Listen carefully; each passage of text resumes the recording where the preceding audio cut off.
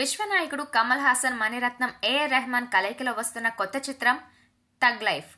Raj Kamal international, Madras talkies సంయుక్తంగా నిర్మిస్తున్న ఈ సినిమా షూటింగ్ నవంబర్ 7వ తేదీన కమల్ జన్మదినం సందర్భంగా ప్రారంభించి సినిమా టైటిల్ అనౌన్స్మెంట్ తో పాటు ఓ ప్రత్యేక వీడియోను విడుదల చేశారు.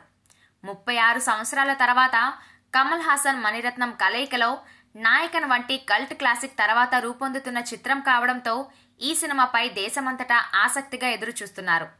అయితే ఈ సినిమాలో ఇప్పటికే తమిళ star Jayam Ravi, pan India star Dulquer Salman, Trisha వంటి స్టార్ కాస్ట్ నటిస్తుండటంతో పాటు జాతీయ అవార్డ్ టెక్నీషియన్స్ చాలా మంది ఈ సినిమాకు పనిచేస్తుండగా, తాజాగా ఈ సినిమాలో తమిళ నటుడు గౌతమ్ కార్తిక్, మలయాళ నటుడు జోజు జార్జ్ వంటి మరో 2 కొత్త స్టార్స్ నటిస్తున్నట్లు మేకర్స్ ఈ రోజు అధికారికంగా ప్రకటించారు.